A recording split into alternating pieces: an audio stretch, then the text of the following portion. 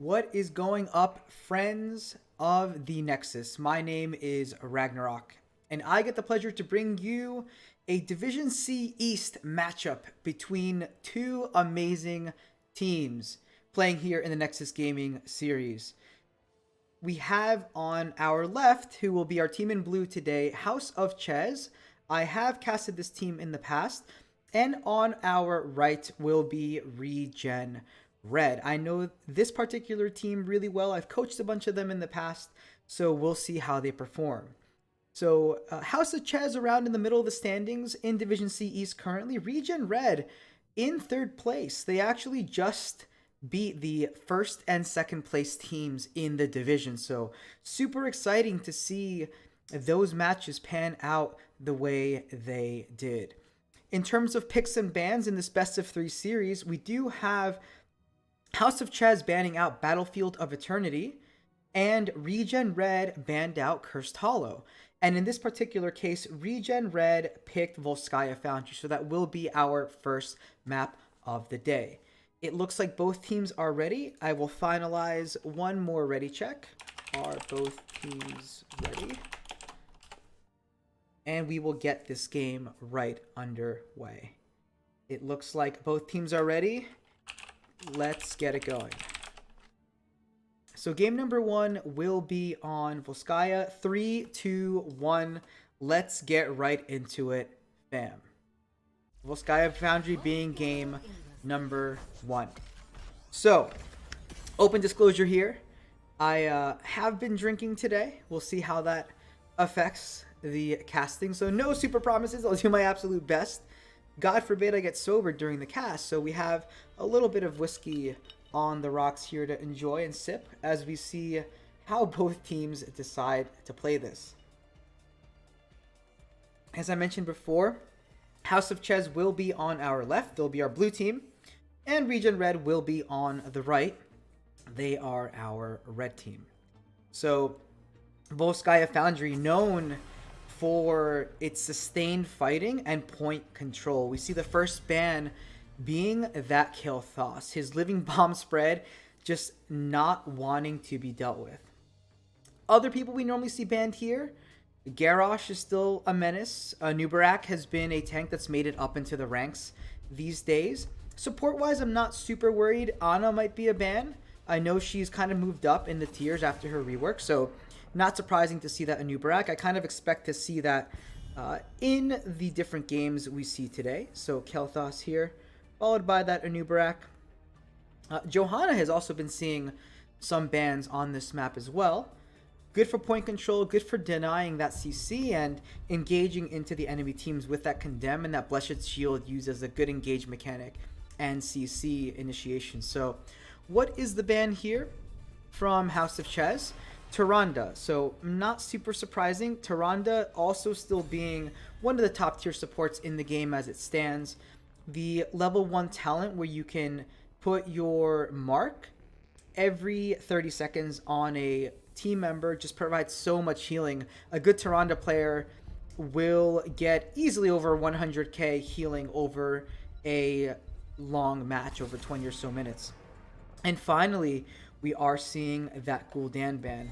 Not sure why that would make it out. It's quite possibly a target ban for the enemy team. So we'll go with that. We'll go with that. So first pick going over to House of Chez. We still see Garrosh, Mal'Ganis up. But not surprising, we do see that Johanna picked in the first spot. So as I mentioned before, excellent for wave clear. This particular map, between the mid and the top lane, you have a 4-man rotation, and in the bot lane is where you generally put your solo. This does leave things like Maiev and Genji over to the enemy team, but we see the priority on the Ana and the Jaina. Not too surprising, the Eye of Horus currently is banned from what I remember in terms of the talent itself being bugged, but Jaina herself with that nano boost is a terrifying force, especially comboed with that level 13 talent, those icy veins. So we will see what the 2-3 will be followed up with. Junkrat and Stukov is the pick. So Junkrat providing excellent point control through that mine and displacement, that chaos that he brings to any team composition along with that poke. And Stukov, if he goes into that level 7 talent, big decision you have to make there between that targeted excision and that giant arm, right? So both of those talents can get a lot of value. His sustain tends to be good overall, but into that Jaina it might be difficult, and any good honor grenades can help deny that bio kill switch. So we do see a ban on the Vala. Once again, seems like a target ban. Vala is not normally an assassin you see played on this map. And folks, thank you for tuning in. My name is Ragnarok. If the volume is not right or you hear something that's a bit off, just please speak up. I'm happy to adjust as needed. Vala the ban from ReGen Red. We see House of Chez following up with an ETC ban. So I like that ban overall. It looks like they want to deny. It looks like they're interested in denying a CC chain or engage. I think you do leave the Garrosh and the Mal'Ganis up if that's something that we decide to go into on the side of ReGen Red. But we'll see what they pick. They still need a solo laner, they still need a tank, and additional damage dealer. So Murd and Tychus being the choices here. So we do have the auto attack damage coming in from that Tychus. And Murden, definitely a strong frontliner in any situation here. So I like those picks. Murden tends to work well with most compositions. And he allows for teams to engage pretty aggressively overall. So we have the Tychus Murden.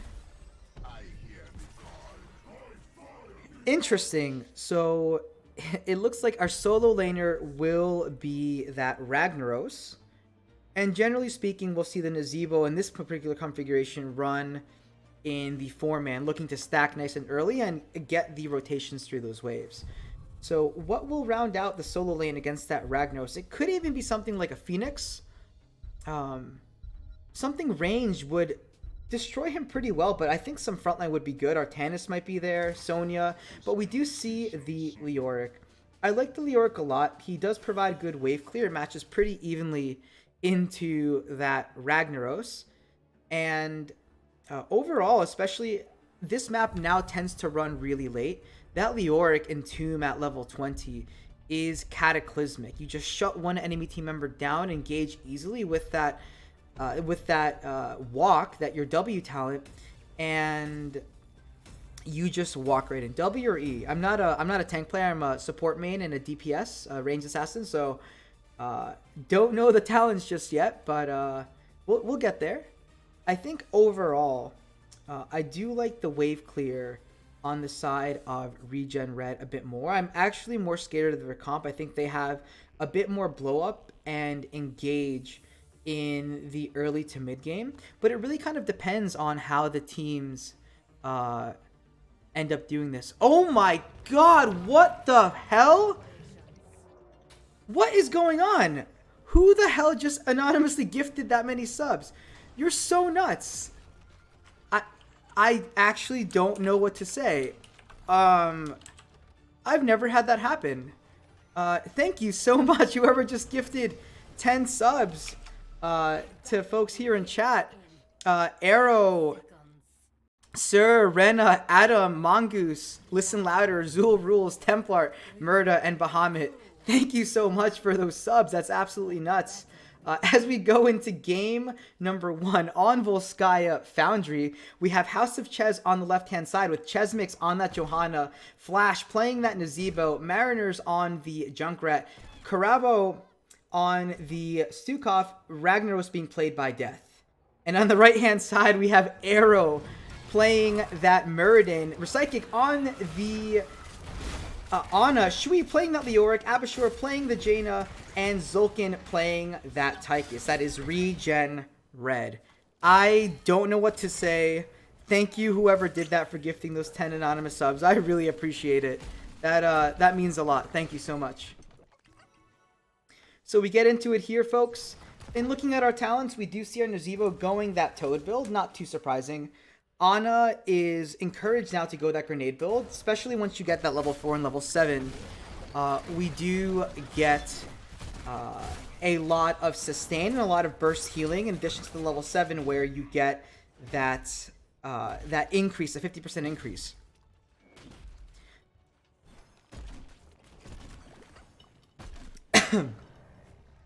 Overall, the lane matchups do make sense in terms of what we described at the beginning of this game.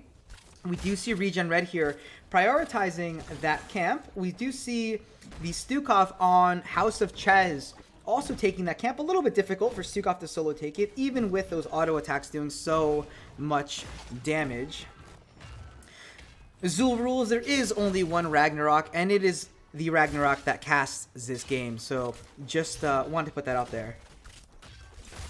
Overall, the soak is generally even, about one more wave going over to the side of ReGen Red, as we do see a slight engage here. Shui rotating up to the top to try to do a bit more damage as his wave is pushed in. Overall, it does look like he is winning the matchup into that Ragnaros just with that additional damage. So a great job there. And as is super critical in the game in its current state, it is so important to just keep your soak up. So we do see Zulkin playing into that Junkrat in that top lane to keep that soak up, to keep the overall level experience even. Jaina and Ana, and actually both teams here focusing really heavily on that macro, the support camp, still being up for the most part. Looks like our blue team might be moving into it. We'll see what they decide. Ragnaros pushing back in as this wave in the bot lane will crash into the enemy fortifications and will be lost. I do agree with you, Zul. It does look like they did draft full poke into something like an Ana. I wonder how they'll be able to get to her. I don't see anything here other than maybe a Riptire that can protect that Ana, but we'll see how it plays out. Both teams are contesting that control point A in that mid lane. Repsychic trying to keep his team alive, missing a couple of shots, but overall items are relatively even for both sides. It looks like it will be a 5-on-5. Red team trying to stack up here for that grenade as our blue team continues to poke. That Stukov silence going down onto the middle of the point. The turret already dropped for our red team, as it looks like the Leoric is taking a lot of damage, and early on, House of Chez is just poking the enemy team out. It does look like even with these heals and that W on Chesmix, the blue team will stay alive, but it's a back and forth. Both teams just continuing to look to poke as our red team continues to gain experience and status on that point. Over 50% now, all the other lanes even. It's a war of attrition going back and forth, looking at that Junkrat mine as the red team continues to be healed up by Ana. And this is one of the reasons why you take her. So much healing output at a very little cost. Stukov required to tap already. We see Abishur and that Jaina backing off at the exact same time. 97, 98%. This is the last stand for the blue team on this point. Will they survive? Arrow getting chunked down, interrupted by that Junkrat trap, and he will be the first to go down. First blood goes over to House of Chez. A little bit of an overstay from ReGen Red in my opinion there, not understanding or realizing that Murden was super far forward and there just wasn't support to get back. But with low death timers, Murden will be back with just enough time. And it does look like House of Chez is capitalizing. In fact, both teams are capitalizing on this opportunity and getting those camps. So Murden is on his way back at the moment, and ReGen Red will get an opportunity to push back in. They need to be a little bit more careful in terms of that positioning. They can out-sustain the enemy team, but if and only if the tank doesn't drop first. So a little bit more care needs to be put in as both teams look to engage. Once again, that is a Johanna that's taking so much damage. The grenade going out, and Chesmix gets away with just 35 health.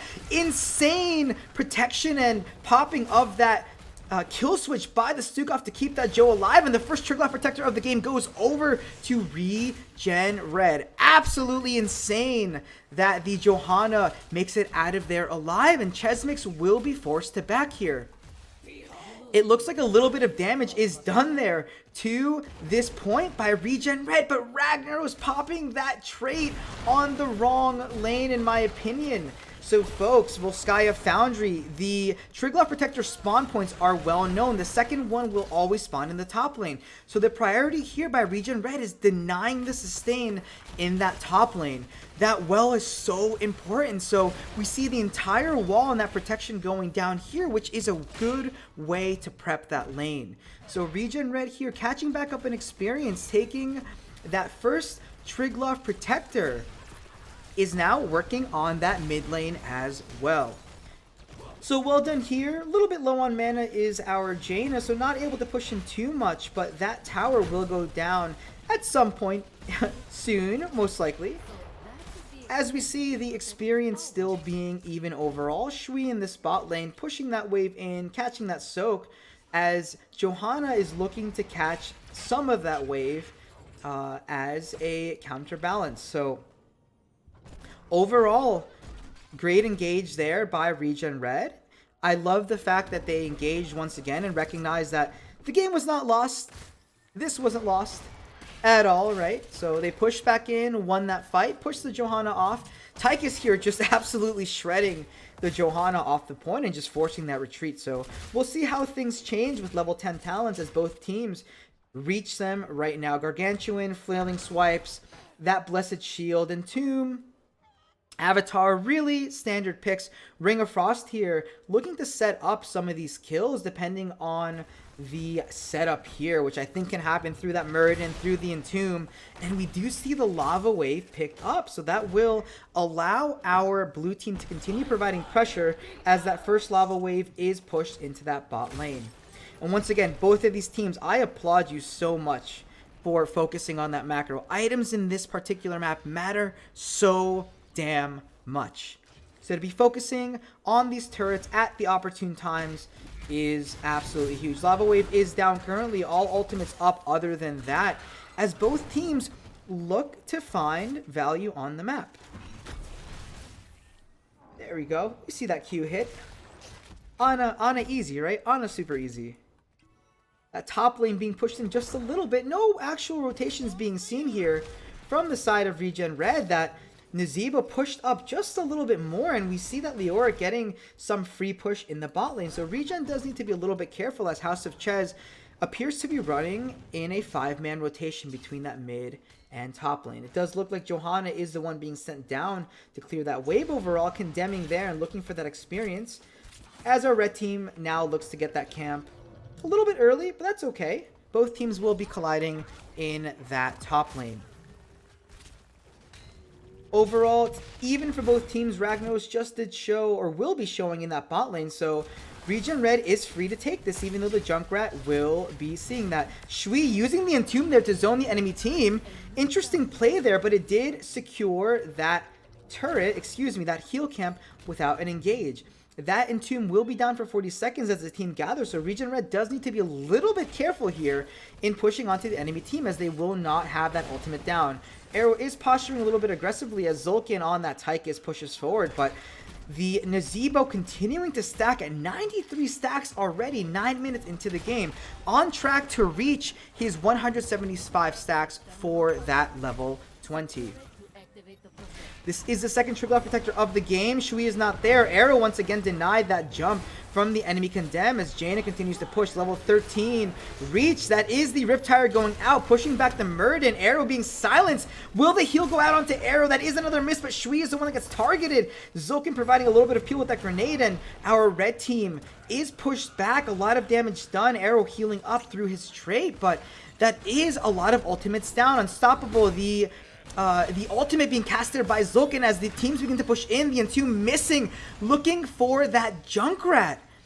As ReGen Red pushes House of Chez off the point, Zulkin continuing to do a bit of damage. No well here in the top lane, no sustain based on that first Triglav Protector. And it looks like ReGen is going to take that point for now. With the ultimates down and only Nazeebo and Stukov ults being used, it looks like House of Chez will be pushing back in.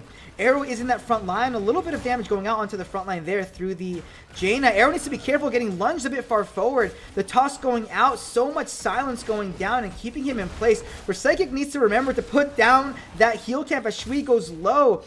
Couple of shots missing there on the healing dart, but we need to use those items. House of Chez is pushing back in as ReGen Red is forced a little bit back. That the ultimate for Nazeebo going down, that it is a 3-person entomb. The Ring of Frost goes out and hits 2 members. Healing denied for everyone by that grenade. And the Stukov is the first to go down. The Junkrat ultimate going out. Abashore is barely staying alive. Wreck, where did that heal camp go? I'm not sure. Another grenade goes out. The front line stays alive. Arrow popping that Avatar, staying alive and sustaining through that damage. And chasing Chesmix. Johanna is the next to go down, and Arrow with such little health, taking so much damage, survives and is the second person to make it into that Triglav Protector. I can't breathe. So much stuff happened there. Odin went out. We saw the Avatar go out. And ReGen Red is the one that stays on top of the game. They come out triumphant in that team fight, and even though one member went down, they had enough damage and enough poke to push the enemy team out. That 3-man entomb set up so much damage. The grenade went out directly on top and just crushed the enemy team. Well done there by ReGen Red, as we do see that Triglav Protector making it down into our bot lane. Their Triglav will always spawn in that bot lane on point C, so once again we see ReGen Red preparing that bot lane, denying that well. And without that sustain in the top lane, we did see a bit of suffering there by House of Chez. So Ragnaros forced to use that Molten Core there to push the Triglav Protector down, but with that well down, we see ReGen Red finding value in that mid lane and beginning to push there. That fort already going down to half health, and it does look like this fort will go down, which will cause that constant catapult pressure in the mid lane. Shui being a little aggressive there, needs to be careful, but that should be enough. The root going out onto Shui, the Unstoppable going out.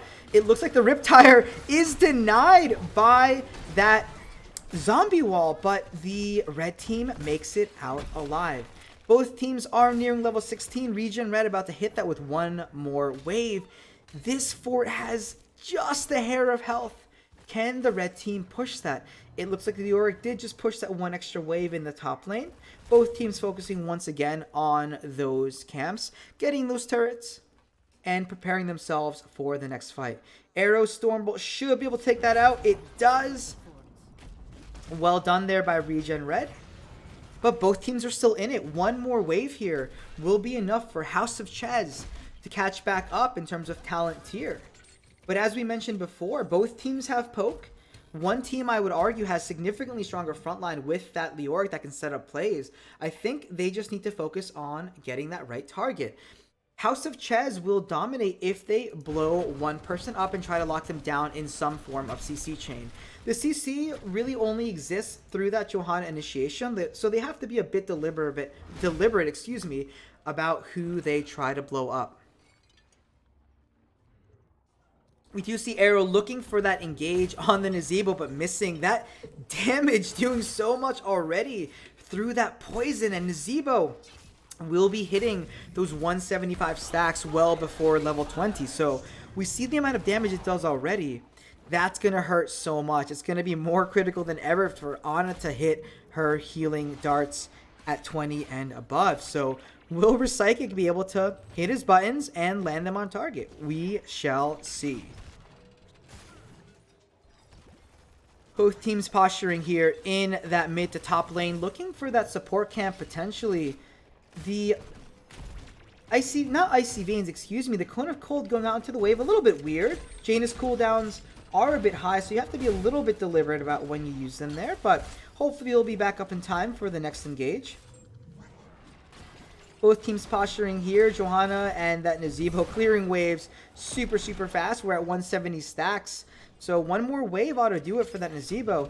Arrow a bit far forward. They're getting caught in a silence and in that zombie wall, making it out just in time as the tire does miss him. It might blow him up. It does force the Avatar out. Chesmix is forced to use that Blessed Shield and Unstoppable, but both teams are alive. Flash gets targeted by that Entomb, but there is no damage to follow. Zulkin taking so much damage on that Tychus, but the disengage comes in from the Sugov at the last minute, pushing the enemy team away. So all the ultimates minus that Odin and the Ring of Frost do go out. The damage a little bit split there. ReGen Red not being ready to take that fight. a few different things happening on both sides. So I think for both teams to come out triumphant there, they just need to focus on a target. It seemed like the team fight was pretty split overall, but this will give ReGen Red the opportunity to take this heal camp. I do want to see RePsychic use that a little bit earlier. I think it got a bit too close for comfort. We do see House of Chez pushing in here, and it will be caught out by ReGen Red. The mine placed in a good exact spot there. The silence going out with the root. A two-person Entomb going out, but the Jaina in the wrong spot, not being able to target the right individual. Arrow actually is the one that's forced to drop the healing totem, the healing camp there, and it is the Ragnaros that is the first to go down. No one helping out Arrow. RePsychic missing those targets and unfortunately not able to sustain his own team member. We do see the Junkrat Tire going out here, looking to target anyone. It will hit 2 members, but with that keep, with the protecting the enemy team, it will be House of Chez that makes it onto the point. So it is a 1-for-1 trade. Both team members going out at about the right time. Shui looking once again for an engage, but he needs to be careful. The team is still split. There is pressure being provided on the backline, and Tychus is the first to fall in this team fight. Once again, so much split focus here on the side of ReGen Red. The camp or the healing item went out late here. This item wasn't dropped, and Tychus got caught by the conveyor belt here. So well done by the Stukov. Caribou playing out of his mind and punishing the poor positioning here by ReGen. Getting caught here by yourself is generally not a good idea. We do see the lava wave going out in the mid lane, clearing out those catapults and forcing the enemy team these minions back. But this will be the 3rd Triglav Protector of the game going over to House of Chez. Well done by them in recognizing those positioning flaws and punishing the enemy team for being so far forward. This will be a free 4 overall, which means catapult pressure will begin building in the spot lane. Both teams will still hit those level 20s at around the right time. Picking on RePsychic, you have to, man. When you're a support main, you really pay attention to those plays. And if you got to play Ana and you're going to play Ana, you have to know when you have to hit your targets. So feels bad, man. We do see level 20 getting hit by both teams. The Nazebo being there with 195 stacks, and we see the poison damage just ripping through the enemy targets. Abashur still with that turret, not dropping it down yet. Zulkin getting rooted, but getting cleansed by the Ana, and one more hit ought to take that Zulkin down. No, he stays alive. The Triglav Protector getting burnt. Zulkin dashing out of that laser beam. Shui taking a ton of damage. Both teams at that level 20. Needs to be careful. The silence going down. The Entomb not being used at all before he goes down, and this might be a free keep that goes out for House of Chez. They continue to push the Odin out. No ultimates being really used from both sides. The Riptire is still up, and that is a free keep that goes over to the side of no. Okay, I guess it's not a keep. We do see the root going out onto the Muradin there. Stukov landing so many roots, setting up the plays, and the first keep of the game deservedly goes over to House of Chez. Nazebo, level 20, doing so much damage. This is a 4v5. ReGen Red needs to be careful here to not push in. This is a turret that needs to go over to House of Chez. Otherwise, they're going to get punished again for that positioning. So, hopefully, the lesson has been learned. Shui needs to be a bit careful here. The teams will be 5 versus 5. That is a lava wave that goes out. Zombie walls continuing to pressure and zone the enemy teams. Arrow posturing, potentially looking for an engage. The Johanna is not the play, but she does get silenced. No real follow-up here as the Stukov does disengage. We do see the Ana casting that nano boost. Not really sure why. A naked ring with no setup goes out as we see Shui get targeted in the back line with that root and silence, and once again getting punished. The Nazebo damage being far too much. The heal's not going out onto the right targets. And that's a 2-for-0 trade for House of Chez with 2 members down. It looks like they would be potentially trying to end the game here. With the sustain provided by Caribou, the heal camp not being used at all, and this siege potential coming in from House of Chez. It looks like Abashur, not really sure what he's doing there, being cut out of position. The Riptide going out and just blowing up the Jaina. Not sure why you're standing there, my friend. You're the siege damage on the enemy team, and this should guarantee the win with that Nazebo for House of Chez. The core dropping down to 50% with that Molten Core, and with a comp that just provided so much poke and damage, game number 1 goes over to the House of Chez. Wow, wow, wow.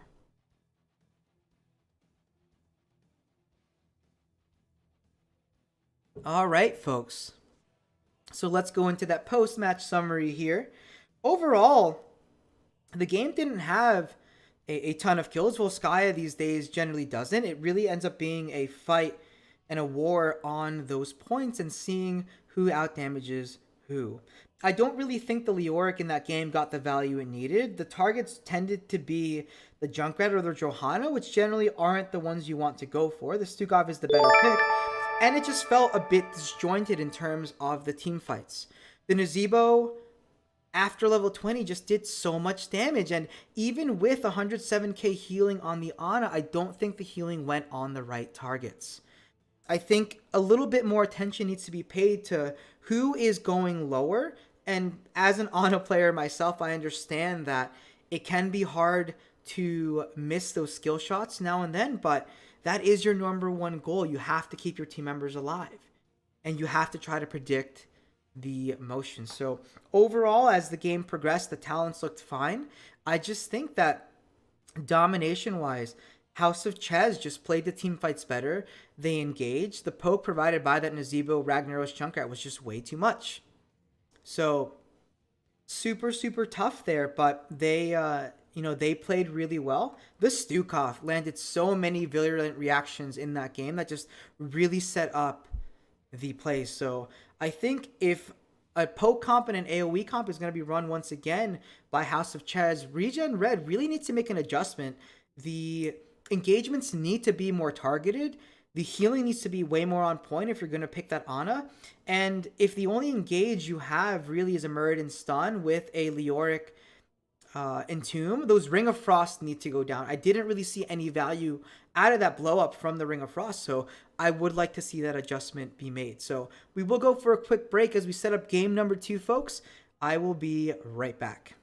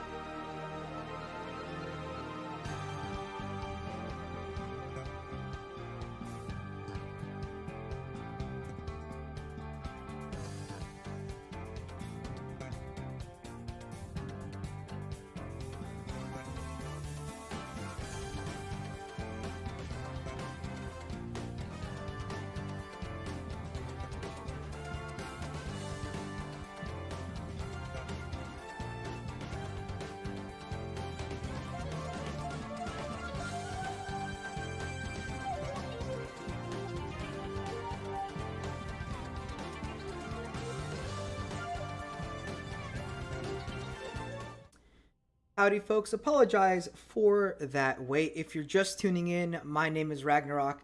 I have the pleasure of casting a Division C East matchup in the Nexus Gaming Series between two teams. House of Chez, which is currently up 1-0 in this best of 3 series, versus ReGen Red. House of Chez will be our blue team. Game number 1 was played on Volskaya Foundry, and this is game number 2, which will be played on Tomb of the Spider Queen. It does look like both teams are ready. Let me ask here for a ready check. Keeping myself nice and hydrated with a little bit of whiskey here. Okay. Starting 3, 2, 1, game number 2 will be on Tomb of the Spider Queen. Once again, to whoever anonymously donated and gifted 10 subs, I really appreciate it. Hope you folks have been enjoying the cast so far. Let's get into this. Game number 2. So, Tomb of the Spider Queen. It looks like House of Chez is the first to pick here. So what will they ban out? Bans in the last game were Kilthas, so not surprised to see that once again come in. Kilthas on this map, very small rotations. Once again, a big focus on that wave clear, not too surprising. We did see an Anubrak Gul'dan ban from ReGen Red in the last game, so wouldn't be too surprised to see that again. Anubrak being good on generally any map, and this being one of Gul'dan's best. That Fell Flame clearing waves quickly, depending on how you talent into him, you can just take out minions and use them as sustenance as well, and sustain. So not surprising, we see the Gul'dan ban. Will we see... let's see. So they banned Tyrande. House of Chez banned Tyrande in the last game. So it's literally the exact same bans so far. And to follow up, we will... I don't know. Maybe we'll see the Anubrak once again. So Anubrak, amazing. Pretty much in any composition. Just taking a team member completely out of the equation with that cocoon. Some teams don't really pay attention to it. But Johanna being the ban. So... it looks like we did have a team member swap. Chez in the last game needed to leave for whatever reason. Hope everything is okay. But the Johanna being banned out, and we see Anubrak being the first picked. So, not too surprising there. As we just mentioned, the Anubrak is a force to be reckoned with. We saw Jaina Ana in the last one too for ReGen Red. So, Jaina being very good on this map as well. But we see a priority instead on the Hanzo. Love that Hanzo skin.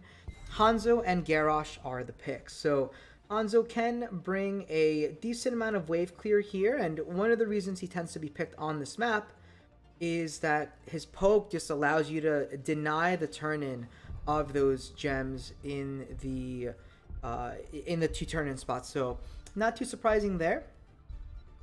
We do have support, solo lane. Pretty much everything is still up. Zul'jin and what? Morales? No. Zul'jin and Phoenix. So 2 auto attackers here taken from the side of House of Chez. And I really like those picks just because with the Johanna out, you really deny the blind that will effectively choke them out starting from that early game. So interesting choices here, but I do like them. The wave clear doesn't really exist for that Zul'jin, but the Phoenix, depending on how you talent and just in general with the Q and with the spread auto attack, just pretty much clears the wave super easily. So that does force a solo laner and maybe another frontliner in the 4-man. So we'll see what decides to be taken. Stukov being the ban here from ReGen Red, not wanting to deal with that again. Looks like it was an option for them to pick as well, but and House of Chez banning that Leoric. So support, solo, and another damage dealer still needed for the side of ReGen Red. Leoric is banned, so that won't be played in the bot lane anymore. It does leave Arthas up. He does suffer a bit into those auto attackers as long as they avoid the damage. We still have Imperius up that could be played. White main is also up, Deckard is up, but we do see the Malfurion and the Grey main. I actually love that composition and those choices. The Malfurion combos really well with that Garrosh, assuming that they're paying attention to the tosses. So that's a pretty easy CC comp. And Grey main can really help set up kills with that Cursed Bullet.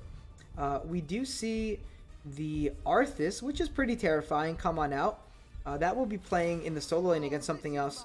And the Lucio coming out last. So, super strong picks. I love Lucio playing with an Arthas, and even with the Zul'jin, literally the whole comp, because that Lucio can just prevent the enemy team from leaving. The chase is just generally way too strong. What will ReGen Red round out their comp with? They still need a solo laner. What will play well into that? Imperious, Sonya. They decide to go with Yrel. Don't often see her played a whole lot, but Yrel can play really well into the Arthas. The two of them have decent sustain. Yrel just needs to be a bit careful to not take too much damage from that Arthas. So overall, none of the comps really have a ton of burst. They can mitigate damage, like Lucio with his level 10 with his shield can deny any form of burst. The only real burst that exists on the side of ReGen Red is a Grey main Cursed Bullet, so a lot of their damage is sustained.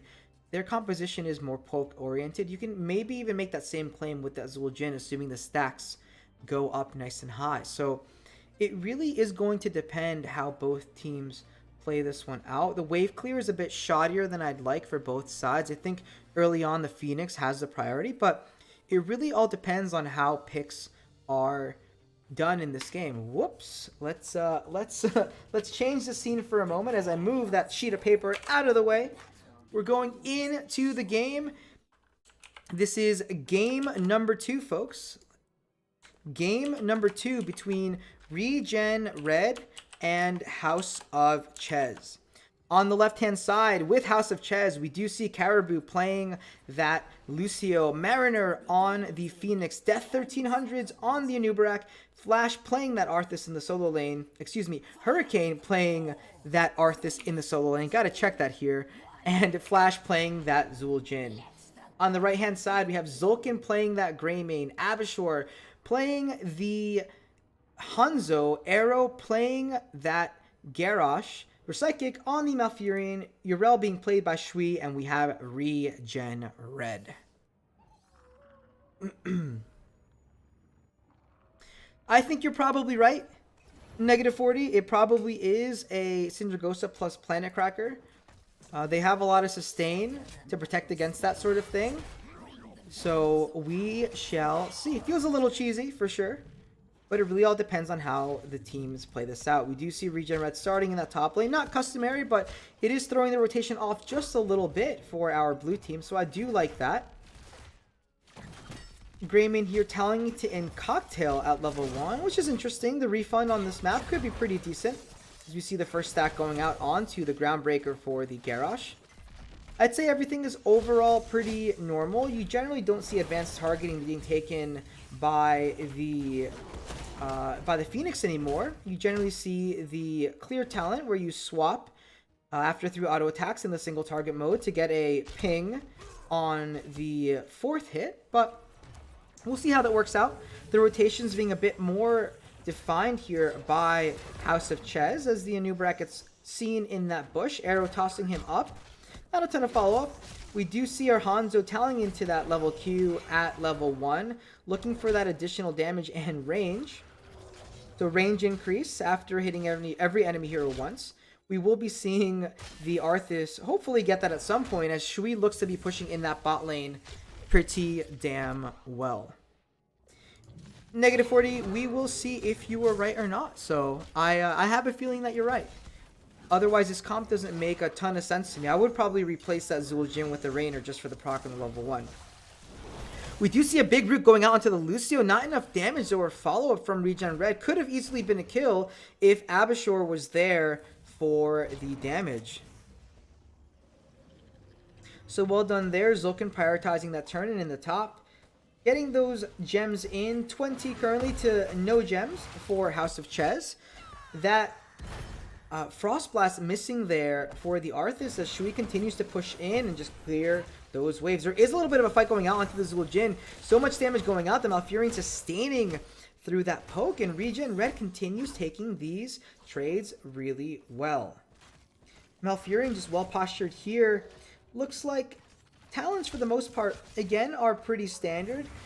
The Hanzo has hit at least every member once, so that's an immediate increase for that Stormbow at level 1. We do see the explosive arrows, which will add wave clear to the Hanzo, which is also pretty standard. Helps out overall. There is a bit of an aggressive push here. That Zul'jin taking a lot of damage from those arrows at W talent. And overall, teams are mostly even. 26 gems being turned in. Turn-in almost being there. Shui taking a lot of damage.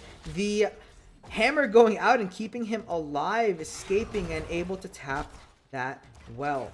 Mid lane is being soaked here. House of Chez needs to watch and try to get that wave. It looks like they will be successful, that Lucio allowing the team to move ever so quickly between those lanes. And this being one of the smallest maps, you know, makes perfect sense. 18 gems here on the side. I think that route was just a little bit early. If Recyclic just waits a little bit longer and waits for that teleport, that's an easy kill on that Phoenix. So want to see a little bit more patience there in the future. Abishur looking to continue to poke as we see both sides. Zul'jin getting nice and stacked, trying to fish for those auto attacks. The route's kind of okay. Arrow a little bit far forward. Doesn't have any unstoppable, but getting those additional stacks. A lot of damage actually going out, forcing out the Indomitable and the retreat. Arrow taking a lot of damage, having tap up. Zoka needs to be a little bit careful, and with no zoning potential, it's our blue team that gets that first turn in. ReGen Red not paying attention to both sides and allowing that turn in for free. So well done there by House of Chez, just recognizing where the enemy team was and punishing them for that lack of awareness. I love the macro decision making from both teams, and we do see a focus here on that top lane, given that this is where the boss spawns. So House of Chez deciding to push in here. Arrow taking a lot of damage. Malfurion trying to keep him up. We do see the Webweaver in the bottom pushing in. That is a Groundbreaker being completed. We do see a kill going out onto Garrosh, being so out of position. Way too far forward for this, dying. The root once again not being in the right place to lock in that Phoenix. So that will be this top wall going down. The well will be the target. And if our blue team continues to push in here, this might even be the fort. You generally don't see that here. Zul'jin deciding to rotate here to the mid lane, as it looks like the walls in most of these lanes are taking damage. It won't go down here in the bot lane, but that is a fort for free in the top. That is devastating. You generally don't see that happen on this map, but House of Chez recognizing the advantage there, punishing the free damage taken by that Garrosh prior to that first engagement and that push, and just taking that fort for free. So now we will see that catapult pressure constantly in that top lane. This does allow our blue team to continue pushing into the other lanes, and maybe on that next Webweaver push into that bot lane while that top pressure keeps mounting. So now we're forced to keep someone in that top lane on the side of ReGen Red just to keep up that soak, even though the experience levels are generally even. So well done there by House of Chez, getting a nice push there and forcing ReGen Red to give up that fort in the top. There are 52 gems there. Unstoppable once again being used by that Garrosh. Not really sure why, but House of Chez is looking to continue pushing in and gather those gems. No real focus is being put on this turn, and we only need 10 more for ReGen Red, but it looks like the goaltending between that Lucio and the remaining members of House of Chez is top notch. Our red team just cannot push in, as there is a lot of vigilance here, assuring that no turn-in can be made. Shui being forced off the point with those 19 gems, and we see House of Chez being the first ones to reach level 10. ReGen Red will shortly follow thereafter. We do see Guillotine over Tazdingo from that Zul'jin. Cocoon being taken. We do see that Syndragosa taken as ReGen Red turns in the gems required for that first Web Weaver turn-in. Alright. So what will they do? That is the route that's going out. I think that's way too much being given out just for the one kill, but it will secure that kill on the Phoenix. I think just the route was sufficient, if not one thing else. So this will decrease the likelihood of getting another kill for ReGen Red, but with that kill in the top lane and the Phoenix stop being there, it looks like they will get free push in the top lane.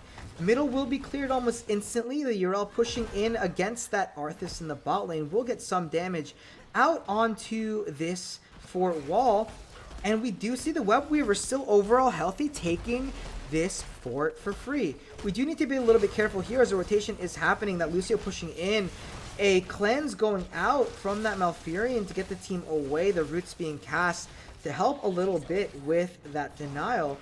And ReGen Red, a little odd there, not really taking that fort, excuse me, in the top lane. Just a few more auto attacks were needed. We did see the Arthas in that bot lane, so not sure why they didn't push in. Both teams once again have turned in, and they're both also even. That is the groundbreaker that goes out. The Syndragosa hits 3 team members as Abishur gets targeted. Recycling in the back line, not being protected, and he will go down with the Nature's Cure being used in the top before. You need to keep that guarded. Zulkin going out with that cocoon.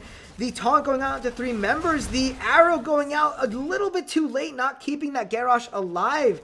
And that's a 2-for-0 trade. House of Chez once again punishing the enemy cooldowns being down and that split pressure. Team members going up this way and this way in different choke points allowed for House of Chez to push in and get those kills. We see 2 stacks going out onto that Zul'jin once again. 5 needed here for that permanent increase in damage and for that AA range to increase, but it looks like House of Chez is prioritizing that top lane. So yeah, you waste those ultimates in that top lane, you get punished. That Nature's Cure once again not being used here. This fort not being taken down prevents any counter pressure from the top, so this will push in for free to that top lane. And if those are the decisions that get made, then, you know, House of Chez is punishing them. You get Web Weavers for free, taking this in the bot lane, forcing the Uriel, which means that it is a 5v4 engagement. Free damage being taken here, dealt by that Web Weaver. The taunt going out and being wasted. Not really sure why that was used. I think ReGen just needs to play a little bit more safe. The Web Weaver being taken out. That going down, the guillotine being used, but not really landing a whole lot of things. The Dragon Arrow is still up. We do see mid lane fort go down, which is pretty decent, but the keep wall here does end up taking a lot of unnecessary damage. Overall, I do like the defensive posturing here, but a full keep wall was taken. Both teams are even talent tiers now, which is good, but House of Chez continues to stay here in the top lane. You need to be a little bit careful as ReGen Red is now back in a 5 squad and are posturing once again. They do have a turn-in. They're actually pretty damn close to a double turn-in. So what will they do here? House of Chez is nowhere near another turn-in. Shui here with those 38 gems. Arrow a bit pushed far forward. Hanzo is showing on that top wave, so this is an opportunity for House of Chez to push in if they are grouped up. That Lucio doing so much work, and once again, that Unstoppable going out. Not really sure why the trigger finger is there this game. A little weird. There's really no danger. Shui getting caught a little bit out of position. Flash using that talent to just take his health in half, forcing out a 120-second cooldown. Once again, folks, I'm not sure why these ultimates and these high cooldown abilities are being cast. ReGen Red is being caught out of position, the whole team not being there. And these are opportunities that the enemy team can capitalize on. Nature's Cure is still up for that Malfurion, and the Syndragosa will hopefully, take that into account. We'll see if it's used correctly, but our blue team right now dominant in structures and in ultimates. There is this bruiser camp that provides that healing once again. Unstoppable being used there. Not sure why. That is the Hanzo Q quest at level 1 being completed. Cursed Bullet does go out onto the Arthas, but is quickly healed up. Arrow continuing to posture. The Yrel getting caught and being attempted to take that in. Double taunt with the Twilight Dream finally being cast. There's the combo, folks. Lucio taking so much damage. I actually completely forgot we had a Twilight Dream because it hadn't been cast this game. But wonderful, wonderful combo there. That is the Arthas that goes down. That is the combo that needs to be executed. And ReGen Red being rewarded for that execution, that toss being executed really well. It looks like to counterbalance that pressure, we will see ReGen Red push through this top lane. I do expect that Syndragosa to be used here to defend as that top lane gets pushed. Shui on that Yrel pushing in that bot lane will hopefully get this forward as counter pressure.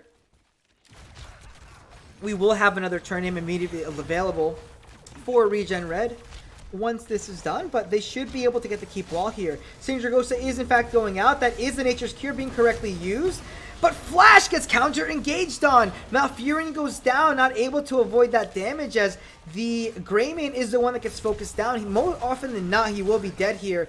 Looking to get out, but he will be rooted, and Abashur just not really helping there. The ultimate not being available, unfortunately, in time.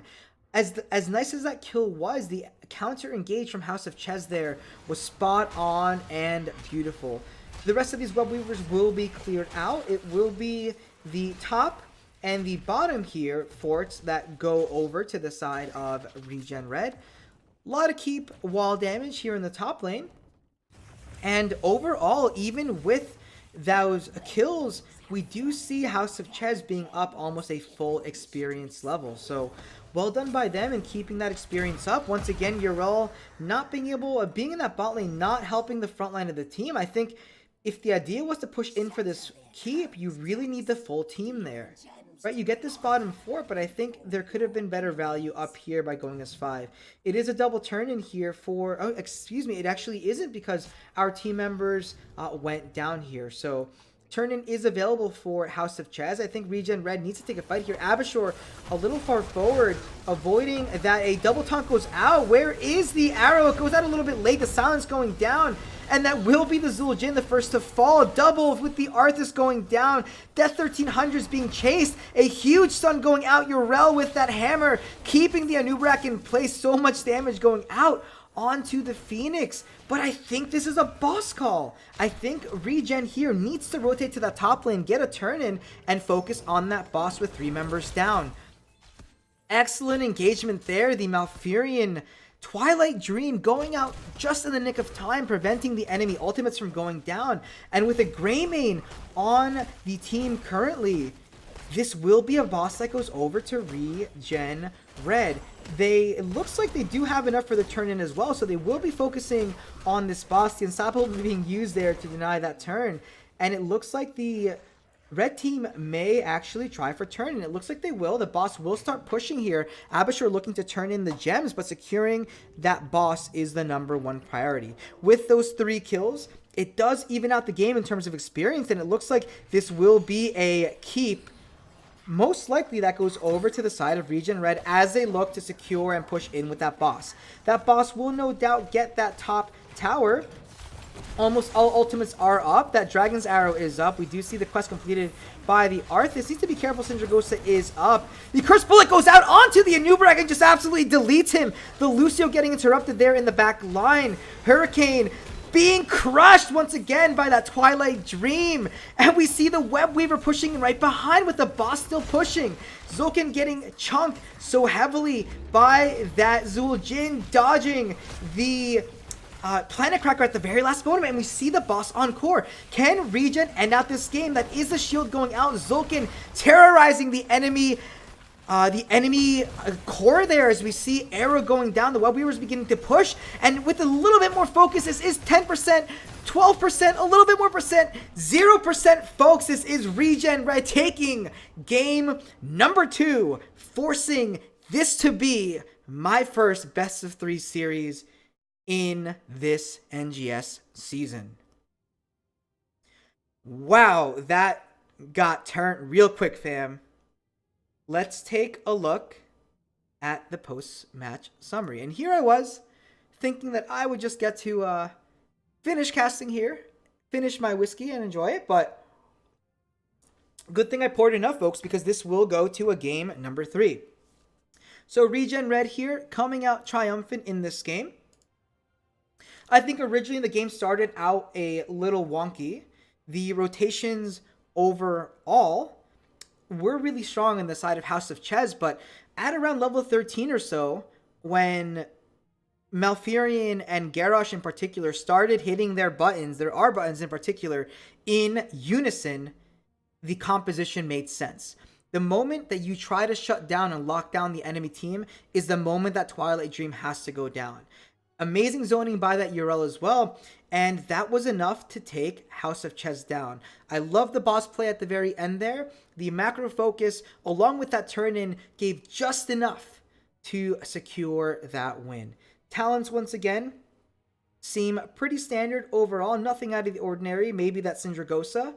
But on a map like this where pushing is encouraged, I think it makes sense. I loved what they were trying to do, House of Chez there, with that Syndragosa Planet Cracker combo. But I think with just a little bit better execution and lockdown, you secure a bit more there. So this will be making it to a game number 3, folks. Stay put. I will be back momentarily.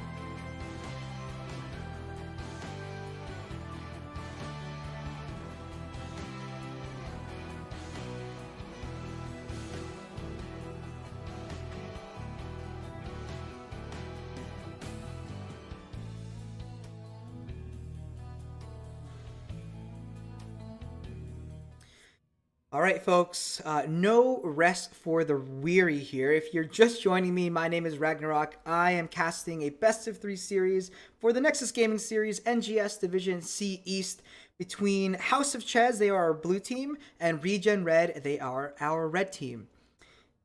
As I mentioned, this is a best of 3, and both teams are tied 1-1.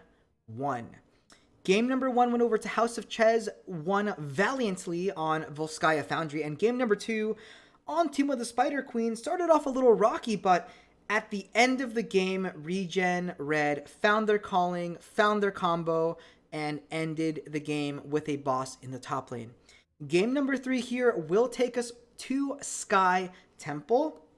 A lot of teams don't like this map in particular because of the mechanics, because of the decision making that has to happen between the temple rotations and the boss. It's been a while since I've casted this one. Let me ask if the teams are ready. Are both sides ready? I think they are. House of Chez is ready. ReGen Red is ready. I'm ready. My body's ready. My whiskey's ready. Let's get into it. Asking for a countdown. Thanks again, everyone, for tuning in. Thank you, Anonymous, for gifting those 10 subs earlier. That means a lot. I really appreciate it. 3, 2, 1, folks. Let's go. Last last map of this match will be on Sky Temple. See what I did there? All right, let's get into it. Sky Temple, a map known for prioritizing those globals. We'll see if the bans change, but between games 1 and 2, the bans were relatively standard. We saw Gul'dan banned in the first 2 games for ReGen Red, so we'll see if they decide to go with that once again. Normally you see either Dahaka, Brightwing, Falstad taken or banned on this map. Dahaka in particular for the lane presence, the wave clear, and the ability to rotate nice and fast. So ReGen taking their time here, deciding what to ban out, and they get rid of that Anub'arak. So not too surprising there. They did let it go through last game, but they were on top of getting out of that cocoon in most cases, so it didn't do too much. We do see what I have to believe is a target ban on that kill Thos. Some teams that can't deal with the bomb spread also like to ban it, so not terribly surprising there. I expect the Gul'dan here. Anub Gul'dan was the ban choice in the first game, so we'll see if it stands the test of time in this third game as well. 5 seconds left here. Do we see that Gul'dan ban? And yes, we do. So not surprising.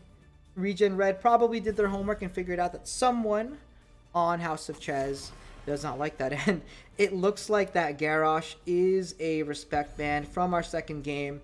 Those taunts proving to be insane. So Johanna is actually picked in that first spot. Johanna was picked by House of Chez in game number 1, so it looks like that is being taken. Joe being great at initiating fights and denying ults and canceling things out with that Blessed Shield on such a low cooldown. And we surprisingly see our first Diablo of the night. It was actually, and what I mean by surprising is he is one of the top tier tanks right now, so I'm surprised we didn't see him a little bit earlier in the first few games, but he does go out on this particular map. The walls here aren't the best, I would say, in terms of the team fights. If you angle yourself correctly, you don't really get wall banged, but we will see how that plays out. We are quickly followed up with a Hanzo and a Lucio. Lucio still being pre-rework. His rework is pretty damn awesome, and his mechanics are going to change pretty substantially, so I'm looking forward to that change. Hanzo excellent on this map for the poke potential and the clear for the boss in that bot lane and for the camps as well.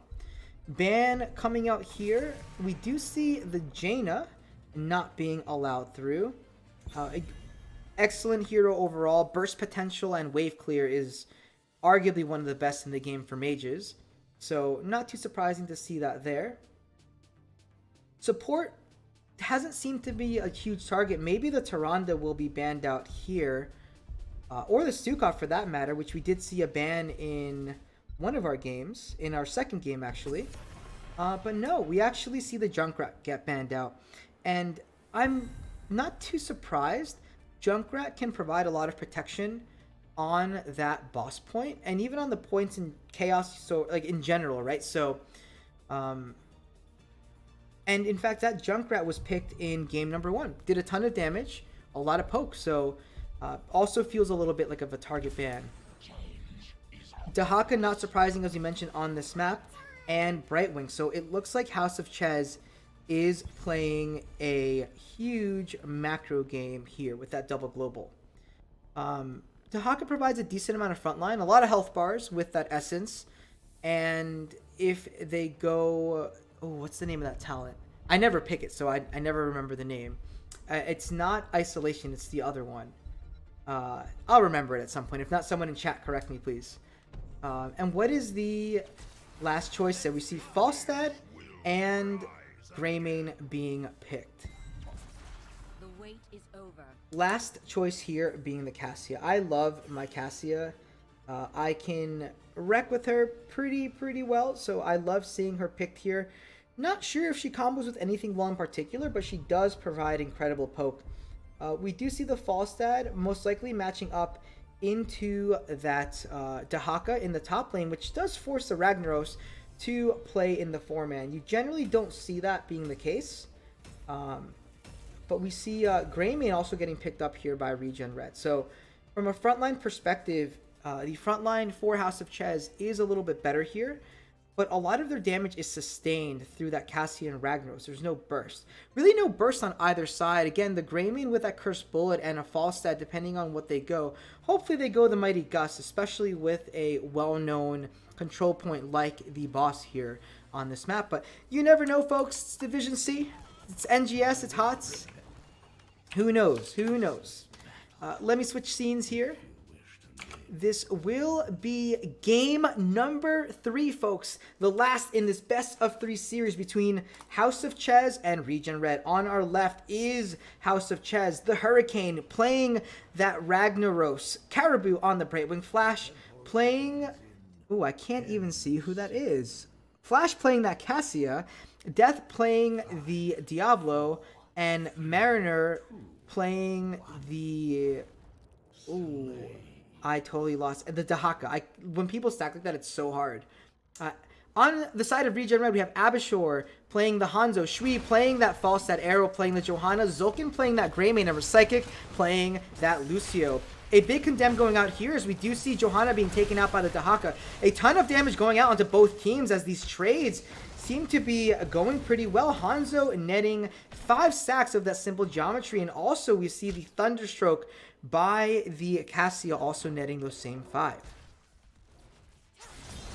It's actually going to be the Greymane in the top, so I think either way this could have worked out well. I think I would have liked the Falstad a bit better. I mean, generally you run like 2 solo laners here, so this makes a bit more sense, but I would have switched these just because the Greymane is better at taking camps, so I would have put the Falstad up here, which allows him to rotate to that bot lane. So this is a little weird for me. Small little optimizations, folks, do go a long way. We do see the Cassia solo taking this camp nice and early. I can't say I've ever seen this before. We do see the Brightwing teleporting over to help out, and there is a reduction in hyper shift there. So that will help sustain overall. We do see 2 members here going to this camp as Arrow postures in that bush. A couple of minions I think were lost here, unfortunately, but not too big of a deal overall. Greymane now in this camp, and I know that he can take this by himself without much of an issue. Psychic postured up here in this bush, making sure to catch this soak as both teams get these camps. I wonder if ReGen Red will wait for this camp to get taken. Not too sure. We do see a lot of value coming out on this camp here in the bot lane. The tower beginning to take a lot of damage here. Shui forcing that essence out. Needs to be a bit careful. This is a great tactic for Dahaka players, by the way, folks. You do force the siege giant into the tower range, which will take it out faster. There is a lot of damage going out into that top lane. These minions making it to that wall. Polymorph going out into Zulkin here. Lava Wave build being chosen here over the Meatball build. So we do see the towers staying up here. A lot of damage going out, but trading overall is pretty decent. As we see ReGen Red fighting a bit past here, past the tower wall, excuse me, and keeping both of these alive. Little bit of damage went out down here, so good overall fighting. Double Globals now focusing on this siege camp. I like this timing a little bit better. It will force Shui to stay down here. Hopefully he doesn't use his fly just yet. As we see ReGen Red focusing and trying to posture here for the top. Full-blown W build here going out onto the Hanzo, which makes me believe that they care a lot about that boss camp. Not sure what this chat had to do with. I must have missed something. But we shall see. Both teams focusing on capturing and trading these temples for the most part. That that attack from the minion there being canceled by the overpower. Can't say I've ever seen that. Shui rotating and double soaking here, but this bottom camp will begin to be a problem. He needs to be a little bit careful here, getting polymorphed and a lot of damage going out, forcing that barrel roll out nice and early. Will Shui be able to make it down to clear this camp? He definitely will, but he ended up using that flight. Not sure that was the best and most optimal play. It did use that Dahaka tongue barely getting out, but a lot of free damage making it out onto that tower. These minions definitely need to be the focus. Overall, both teams just directly traded. The well going down here for the top and the well here going down in the mid for ReGen Red. T-Tours, folks, Greymane out of position, getting collapsed on by 4, not realizing that the team was here. And if you step out like that, you will get punished. So first blood goes over to House of Chez. Well done, folks. We have our solo laners in that bot lane, assuring that Soken about half a level lead now by House of Chez. Great positioning here as we see the top getting pushed in pretty heavily by House of Chez, our blue team. Focus being on that well, it looks like they should easily be able to take that out. Polymorph doing so much to just prevent the enemy team from pushing in. Cassie at 17 stacks, at those 20 the damage goes up, and that's where you start doing a lot. That second charge and mana reduction at 40 stacks makes it even worse, and depending on how you decide to talent in afterwards, you can be in a world of hurt. That W build, though, is a little bit difficult. I'm not really sure why the Dragon Hungers was picked. Generally, when you go this talent, you pick the other Q talents to combo with it. The well still saved in the top. This, again, being a little weird, in my opinion, given the lack of other Q talents, but that is a choice. Teleport going out, in essence, being used here, does force a Brightwing to head into that bot lane. So, well done there overall, taking that out. This camp, in the Bruiser camp in this top lane, just being perfectly timed by House of Chez. Macro play from both teams continues to be really strong, which I absolutely love. And now Greymane will most likely have to stay in this top lane to take this camp out.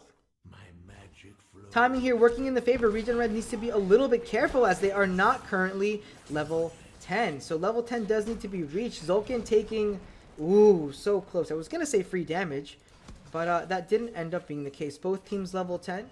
We do see what I would expect to be the ultimate taken that I would expect. Apocalypse being chosen. Caribou getting deleted by 4 members. That lightning ball being cast, but the damage being mitigated by the team grouping up. Super well done there, punishing that positioning.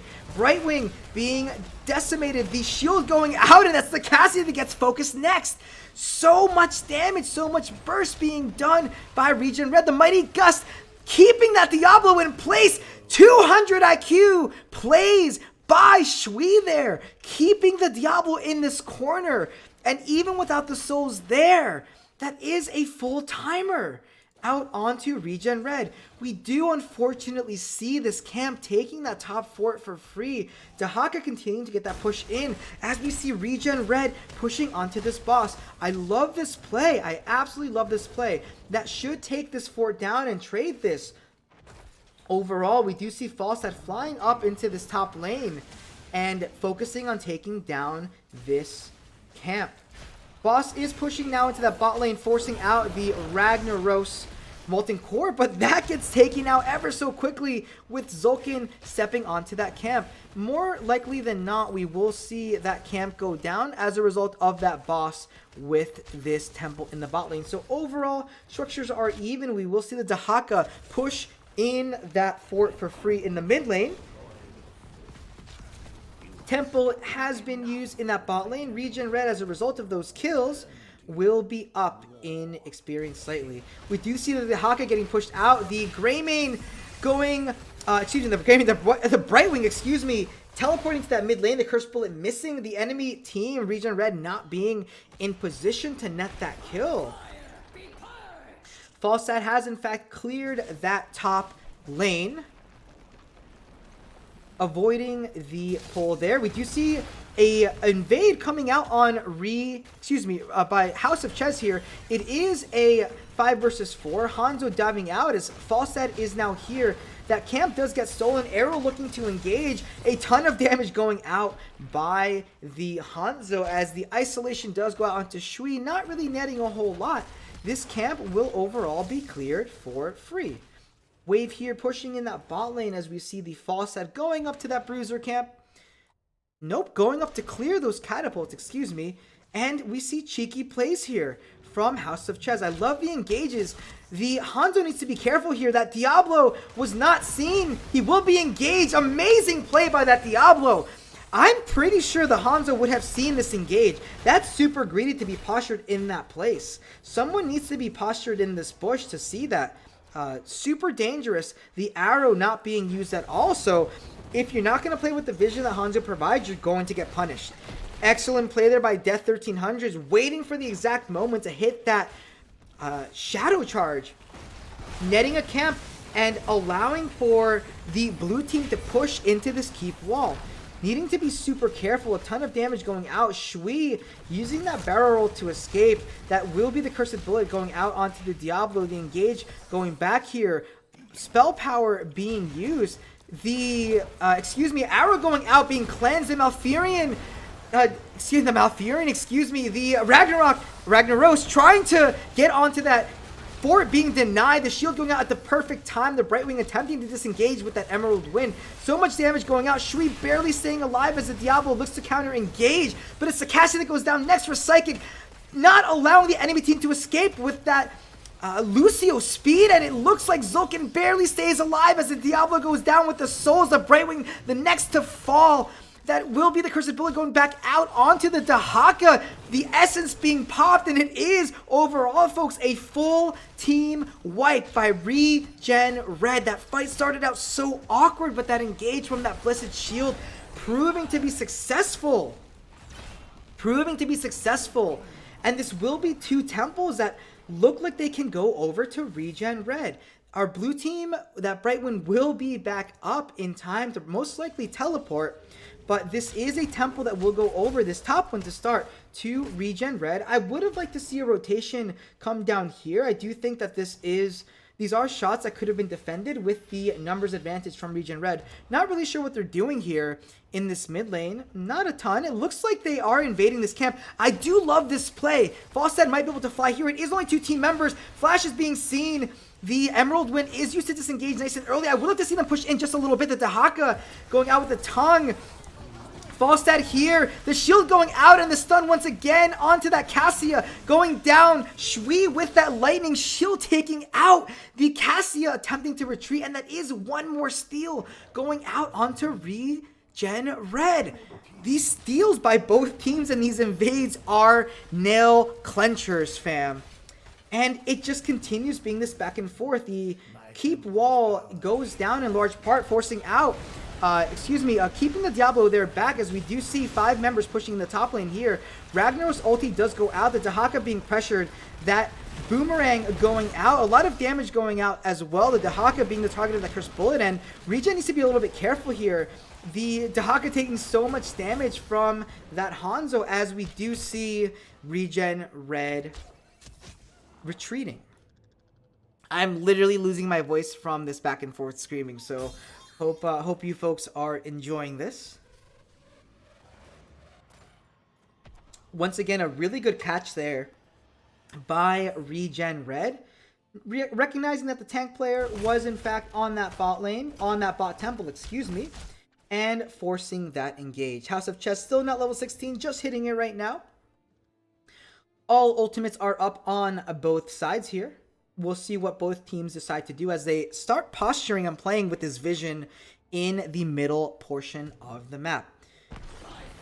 Overall, structures are now dead even. All forts gone on both sides. Keep walls at or around even. A bit of pressure mounting in all lanes. This wave here will overtake the side of ReGen Red in the mid lane, just based on the clear that has happened. But we do see this camp beginning to do a little bit of work. The team is split. There is a flank coming in from the top here. Hanzo should be playing with vision just a little bit better, in my opinion. Zulkin here getting caught or catching out the Brightwing. Not enough cast. That arrow deleting the Brightwing from long range. The Cassie being the next to go down. The Johanna being hit by that silence, but it's too little too late. This will be a boss, and 3,000 IQ plays going out to Abishur here. Wasn't sure if that Brightwing was going to be able to escape there, but Abashur waited at the right time to cast that arrow, and this will once again net a free boss for ReGen Red. This temple here in that mid lane will force some kind of decision to be made. Do we clear that boss? This camp now just came up, which can add additional pressure. It does look like Arrow is posturing there. So this will force split pressure on both sides. Falstad is helping to clear here, as we most likely will see the Falstad head to that mid lane to start gathering the, the shots. I guess not. I stand corrected. Just trying to predict what the teams will do here, folks. Ragnaros does cast that Molten Core. The boss goes down to about 50% as it looks like ReGen Red is pushing in. Any catch here, folks, any catch here might be the end of the game. Arrow does get stunned out. The Condemned hits 3 individual members. The Diablo is going far forward. I think the Curse Bullet was already cast. That is the Lightning Ball going out onto ReGen Red. The spread hitting so many members, that might be the keep goes down. The Lava Wave will be hitting everyone. Where is the shield? There it is, folks. The Diablo getting deleted once again by that arrow going out at the right time. The boss is now on the core, folks. Flash being targeted once again. The Brightwing denying the heal. So much damage going out. Shui taking a ton of poke from the Cassia, and it looks like ReGen Red is forced to retreat. One more kill, folks, might have been enough, but with the lack of siege damage and potential overall, we are forced to see ReGen Red retreat. But let's not forget that there is a full temple, and level 20 is right around the corner. Amazing shield being cast by ReGen Red there. Once again, that arrow going out just at the right moment, denying any kind of escape from the enemy team. Zulkin posturing there, looking to see if that camp invade is going to happen. There's the arrow we wanted to see, as it does force House of Chez to back. Level 20s have now reached, which will incentivize ReGen Red from pushing that advantage and maybe even pushing and winning through that top lane. Looking at the ultimates, they are a bit on cooldown, but it does look like they are playing it a bit safer. Tahaka being a little cheeky here and going for that camp invade. I do think it would have been maybe a bit more opportune to push with this top lane with these ultimates up, but ReGen Red electing to play it a little bit safe. This keep wall will go down, but I really do think they need to press their advantage here. House of Chez is down in talent tier, and this temple itself won't end the game. This now kind of forces ReGen into a sort of awkward situation. Level 19 just reached for the side of House of Chez. Falstad being forced to head down and clear that camp. So ReGen just needs to play a bit safe as House of Chez looks to gather themselves, looks to get that level 20, and it looks like they will be lining this up with that camp in the top. Arrow postured a bit aggressively here. I do like this as ReGen Red continues to play with vision. Once again, if they get one pick here is all that's required. Shui needs to be a little bit careful. We do see the wind tunnel taken at level 20. Playing with this spell armor and that level 20, once again, folks, with a pick here, it could mean the end of the game. I believe the Ragnaros core is up. There it goes. Nothing to cancel it, unfortunately. I probably would have pushed the enemy team back there, to be honest. The Tahaka almost going down. The lava wave doing so much damage to enemy team members. ReGen Red being so far forward, not respecting the enemy team. Once again, getting punished for it, folks. This could be the beginning of the end. Recycling not casting that shield at the right time to protect his enemy team members through that lava wave. Hit your R button, my dude. That is the goal of that ultimate, and House of Chez, folks, is back into the game. The Unstoppable being cast to deny that experience, and we have to be a bit careful here. The Mighty Gust was not cast to deny that Molten Core. The Arrow was not cast to deny that. You win the game, and you keep that camp alive if you push the enemy team out of your way. So a lot of ultimates exist to do that for you, and ReGen Red didn't use any of them, nor did they deny the damage from that lava wave. So House of Chez is back into the game. Luckily, the Falstad will be back up in time for this temple phase, but both teams need to be a little bit careful now. Folks, it can still go to anyone. All it takes is one full team wipe, and one team just pushes one lane, and it is GG. So I don't know how it will go. Both teams are level 20 now. We do see the infinite lightning ball. So Recycling a little bit aggressive here. Not really sure why he was standing in that bush. That is arrow going out. No real damage. No Falstad here. Not really sure why ReGen Red is engaging. We do see Abashur getting isolated on the back line. That is the infinite ball lightning going out. The team needs to spread. They're just spreading so much free damage. The Mighty Gust going out. Why would you engage 4v5? I don't understand. That seems just like an easy way to get killed. Once again, the arrow not going out, the shield not going out. Not really sure what's happening here for ReGen Red. They need to calm down and just realize and understand that their ultimates and their abilities need to be used in synergy to win these team fights. You're not going to win a team fight late game in your 20s 4v5. It's just not going to happen.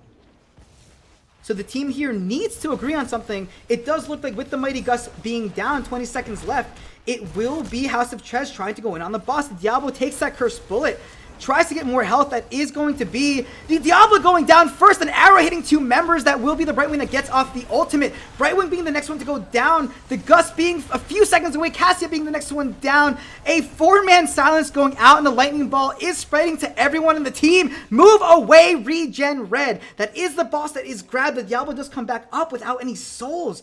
I think Double Temples does win the game, but it looks like ReGen Red is trying to go for the boss. Not sure why this is a decision that's being made, but maybe it's enough. I do think that the Double Temples will force the enemy team to win. This, I don't know. With this damage, it is 4v2, so hopefully they will be able to secure the game. One pick here will get the job done, but it looks like this call is probably okay. That Diablo being forced into the back line, the full health boss on the core. And this might be enough, folks. That siege damage, that boss in 20 minutes, that fight, that throw maybe even on that boss in the mid lane. The Diablo trying to stay alive, but without those souls being so squishy. And ladies and gentlemen, it is game number 3 that goes over to ReGen Red. GG's and well done.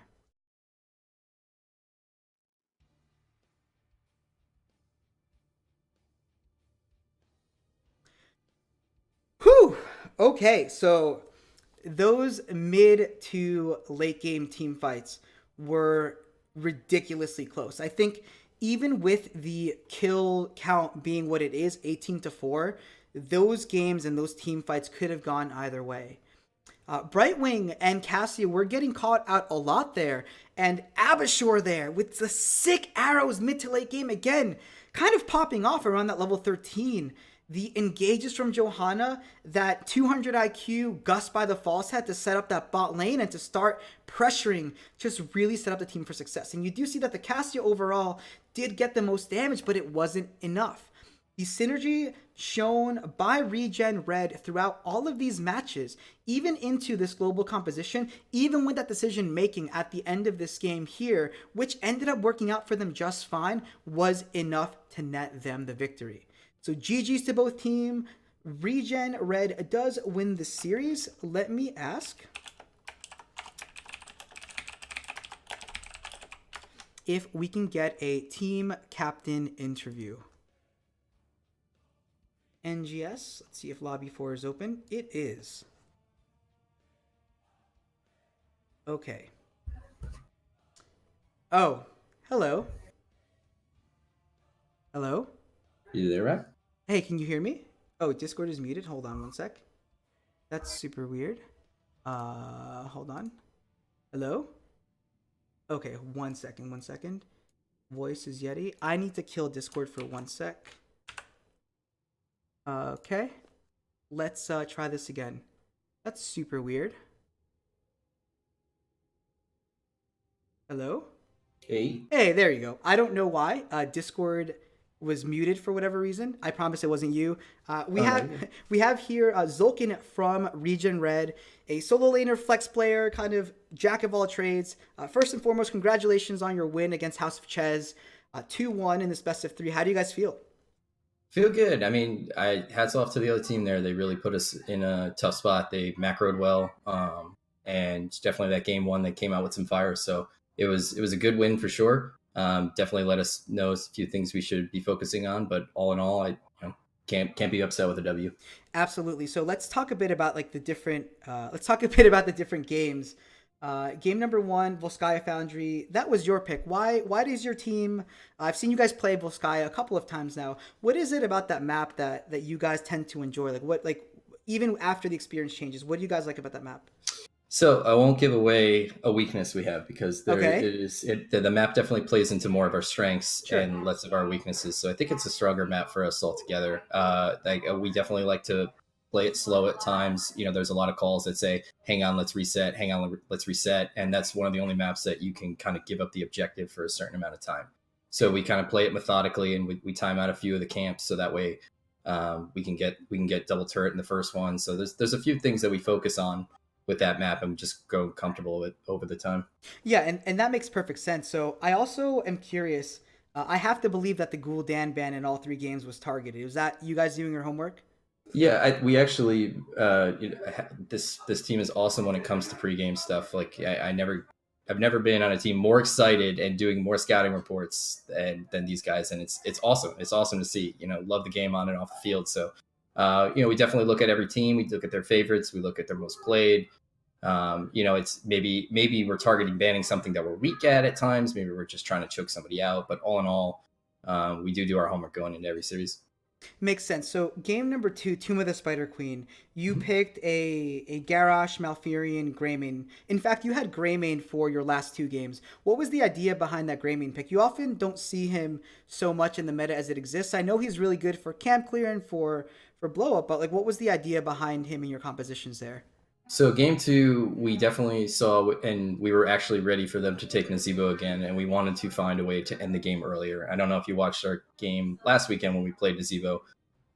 It was a nail biter, and we kind of finished it right at the wire. So we're trying to find ways to prevent the level 20 matchup, even without Nazebo. We're trying to end the game early with that comp. Sure. Like I think once we picked Arthas in the mid, I think I said, see how easy it is to blow somebody up. Like we had a blow up comp for sure.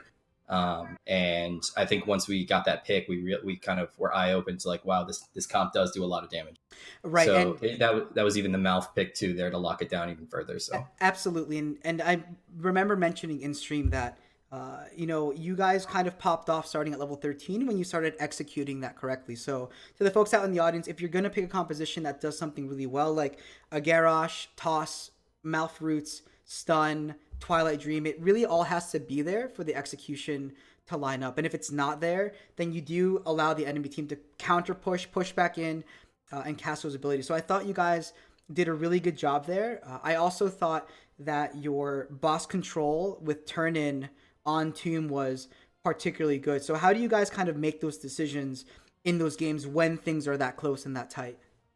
well, we do have some voices out there that we kind of just know are going to be the ones that we listen to at the end of the day. But I think at that point in time, everybody scream boss. So usually we have one or two people kind of dictating it, and I think the whole team just knew that was going to be the right call. And we kind of did some quick math, and we was like, well, we have turn in as well, because it was kind of one guy had 4, one guy had 1, one guy had 2. So it was like, all right, these guys turn in real quick. So hats off to the team for doing some quick math and making some right calls as a team. I think we looked pretty smooth operating at that point. Absolutely, crunching the numbers yet again does win that map. And lastly, Sky Temple. I'd say a lot of teams try to shy away from that map because that map, just kind of given the lane separation, the boss, the bruiser locations, it just really forces you to think about macro in a way that most maps don't. So you kind of saw the enemy team; they picked a Dahaka Brightwing, and you really, other than the Fawcett, which I loved, near the end of your picks, they were in your 4 or 5. You were sort of outmatched a bit in macro. How did your team kind of think about the enemy comp, and what did you kind of do against that? Well, again, hats off to the other team. Running double global is not easy. There's a lot of comms. Dahako burrows in at a different rate, in which Falstad flies in. So there's a lot of time that gets involved, and they did a really good job invading camps. I think one of the adjustments we made was we started sticking some people in the bushes preemptively to catching that. If we weren't doing it before, we got to start doing it because they're really pressuring us. So we need to make that adjustment mid game, and I think we did. Again, that was another reason why we took the gray main on that map. I think I said it immediately. It was like camps, camps, camps. This map is all about camps and bottom lane. And they actually even beat me to take top camp before that. I was like, oh my gosh, that was awesome. It was just really good to see a team function like that and match camp pressure. So I think that came down to just a few different fights, some positioning, and obviously that big boss at the end. Yeah, I have to give hats off to both teams. I mean, in game number 1, in the second game, which you often don't see, and even in the third game especially, the macro pressure provided through those camps and through the items in the first game was just spot on. So rarely do you see that these days at any level of the ladder in NGS. So super happy to see that the teams were evenly matched. This was my first best of 3 casting in NGS, so also super exciting to see, because after both teams in that last game hit level 20, it really could have gone either way. It just really depended on that last team fight and, who kind of won, because both teams, I would argue, could take that core down, I'd say relatively quickly. I think your Siege was perhaps a little bit better, but it kind of just comes down to that last team fight, and you really got that last pick. The last question I have for you, Zolkin, is in that last game, what kind of went into pushing with the boss versus getting those 2 temples? Because I kind of went along and thought it out loud in my cast. Would I have gone those 2 temples, or would I have just pushed with the boss? Like, what was the thought process there? Death timer was just so long at that point. Like we're sitting 40, 50 seconds. Like I think alone the team can do that in time, but we have the boss there too as well. The only thing that kind of was a question mark was Greymane was dead, so I was dead. So if I'm up, there's absolutely no question. Right. But I think just all inning at the core at that point with a healthy boss, protecting the boss on the way up, like helps just seal the deal. I think right. Diablo was reset. We reset his souls, so we really weren't worried about if he wanted to come on us. And then we were hoping to get the pick on Rag. But it just didn't pan out. But once we ignored those 2, we just focused core. We had the damage. Yeah, makes perfect sense. So you guys have won your last 3 series. Some of them being incredibly close. This one was another one, right? It came down to game number 3. So congratulations to you and your team for clenching out another victory. Do you have any shout outs, Zolkin? Obviously, shout outs to the team. Shout outs to you, my dude. It's always great seeing you, and always appreciate the cast. Thanks for the last minute. I know we had some flip flop in there, so really sure. Appreciate you doing that. Shout outs to my roommate here for putting up with me screaming and yelling, and shout outs to Murda for throwing this shindig together. He's been around for a long time, so got it. Awesome. Awesome, dude. Well, thank you so much. Once again, folks, this is Zolkin from ReGen Red. GG's, dude. Go off and celebrate with your team. I will do. Thanks, buddy. All right, later. All right, folks, and that concludes this cast between House of Chez and ReGen Red. This was a best of 3 series. Game number 1 went over to our blue team, House of Chez, on Volskaya Foundry. A significantly closer game number 2 went over to ReGen Red, playing with that boss in that top lane and finding success through that bottom lane, I believe, if I remember correctly. End game. And then game number 3 was a nail biter, really coming down on Sky Temple to boss control, good tempo control, and just finding picks. Ballstad here and Hanzo just making magic happen and finding picks when needed, pushing lanes, countering that macro pressure provided by 2 globals, and sealing the deal. It does look like the Nexus Gaming Series is currently streaming the NGS Thursday Night Showdown versus Frank Furters and Luciodology, excuse me. It's a Division D East game, so I will be sending you all over there. Once again, thank you all for watching. Thank you for the anonymous gifted 10 subs to my channel. That means the world. The support is awesome. I love doing this, and it's a ton of fun for me. Thank you for tuning in. And I will catch you guys next time in the Nexus. Peace, everyone. Thanks so much for tuning in.